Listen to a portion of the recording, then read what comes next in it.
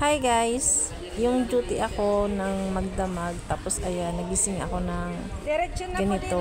Diretso na. As in, ang Diretso na daming po. pulis. Tapos bigla ako napaisip guys, bakit ang daming pulis? Dito po, pila lang po, Saan ba to pila. sila galing? Kasi naisip ko, hindi naman ginegera, hindi naman sinasabak sa gera yung mga pulis talaga eh. Napaisip ako. Tapos bigla akong napaisip, galing sila ng Visayas at galing sila ng Mindanao. So naisip ko talaga, galing sila ng Davao. Sila yung mga nakaliting na polis doon sa Davao. So yun nga, tinanong namin dito yung isang kasamahan nila na naki-charge kasi sa amin kanina. Tinanong ko siya kung, sabi ko, sir, sa Davao po ba kayo galing? Ay, oo. Kayo po ba yung sinabi ng utility? Kayo po ba yung mga pulis doon na natutulog na lang sa kalsada? Oo, kami yun, sabi niya. Tapos, nung mga 3 araw daw yata, wala silang ligo nung simula nung dumating sila doon. Tapos yun, medyo nahirapan talaga sila doon.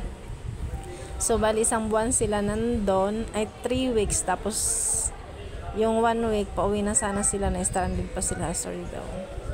1 week dahil yung sa bagyo nga. Kaya, ayan, ang dami nila guys. Bali, 401 sila kanina. Unang dumaan yung SAF, bali 1 sumunod na naman sila. Pauwi na daw sila sa kanila. Sa Calabarzon, sa Laguna. Ayan sila guys.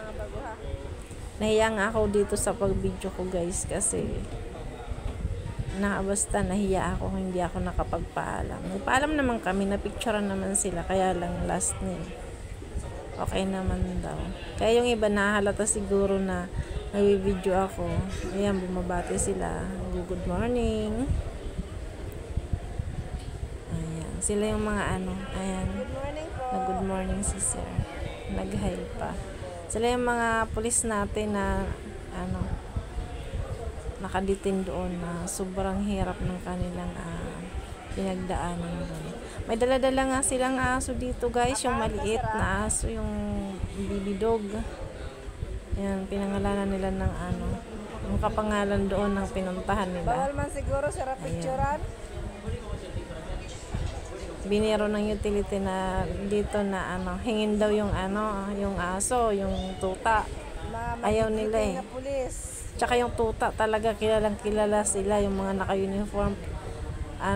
Umiiyak siya pag hinawakan kanina ng kasamahan namin. Sabi niya, sa amin na lang. Umiyak siya, ayaw niya. Tapos nung binitawan, tumakbo dun sa kanila, sa mga naka-uniform. Kilalang kilala na yung mga pulis eh. Ayun. So yun daw yung alaala nila kasi nakita nila yung sa compound.